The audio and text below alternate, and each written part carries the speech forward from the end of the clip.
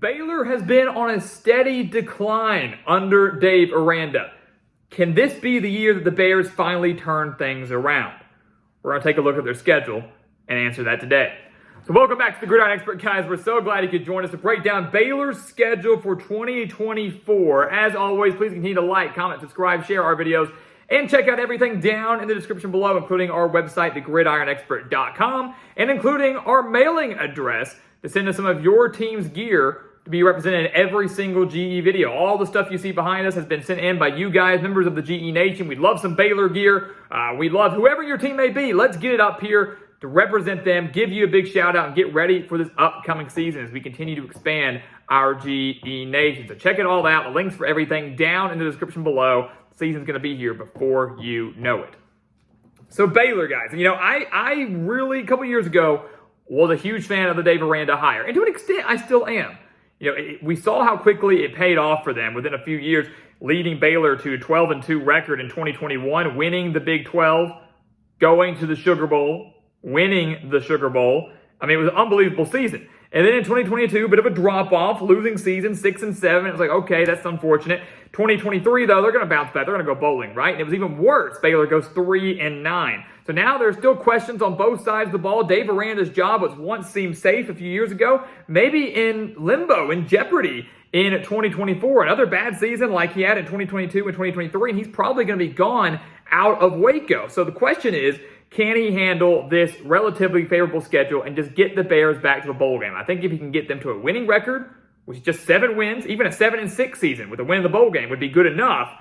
Can that happen in 2024? We take a look at what Baylor's up against. They're obviously contending in an expanding Big 12. Yeah, Oklahoma and Texas are now gone, which is great, but they had all those newcomers come in last year with BYU and UCF and Cincinnati, guys like that. And then you have now Colorado and Utah and Arizona State, on top of the perennial contenders that we've seen, like Oklahoma State, Kansas State, Iowa State, a threat. All these teams now. It's an expanding conference, which, when you take out your two biggest brands, makes it a little bit easier, but maybe not so much at the same time. You take a look at what they're up against before the first bye week, the first 6 games of the year. If I'm Baylor, and if I'm a Baylor fan, like my man Scotty B out there, I think you've got to hope for a 3-3, 4-2 record. And that's not too far-fetched. 4-2, I think, would be the ultimate goal. And I think Baylor can get that. Tarleton State, I think many would view as a win. Air Force at home, a rematch of a bowl game a few years ago. Not going to be easy, but one that Baylor can win, needs to win, if you're Dave Aranda. And then you think you probably could beat Colorado and BYU, or maybe at least split those. The problem is, Utah is going to be hard. That's a non-conference game, by the way. Last year, Utah came to Waco. It was a crazy game.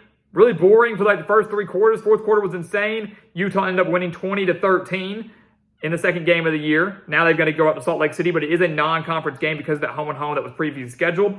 And then Iowa State on the road in Ames. Baylor lost 30-18 at home to the Cyclones last year. Ames is not an easy place to play, and the Cyclones were a very young team last year, played really well. The defense going to be strong once again. The offense really turning things around. Watch out for the Cyclones. So you look at Baylor's schedule again and you go, okay, 3-3, 4-2 in those first 6 games. That's what we need, because Iowa State's going to be really tough. Utah's going to be really tough. So if that's 2 losses, you've got to win those other 4. And let's say you drop one more in there, 3-3, that's the bare minimum. If you go 2-4 in that stretch, it's going to get really bad, because the key stretch for Baylor, the tough stretch for Baylor, comes after that bye week on October 12th, when they take on Texas Tech, Oklahoma State, TCU, and West Virginia in 4 consecutive games. Yes, the bye week on November 9th breaks that up, but you get the gist.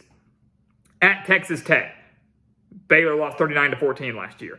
Oklahoma State at home. Oklahoma State right now on paper, clearly the better team. They're the Big 12 runner-up and returned tons of talent from that team. That was the Big 12 runner-up. Then TCU, big-time rivalry game that Baylor lost 42-17 last year, and then the year before, in 2022, lost in a heartbreaking fashion that kept TCU's national title hopes and playoff hopes alive, and ultimately did, got them there. Then they get the bye week and they go to West Virginia, who they lost to by 3 in Waco last year.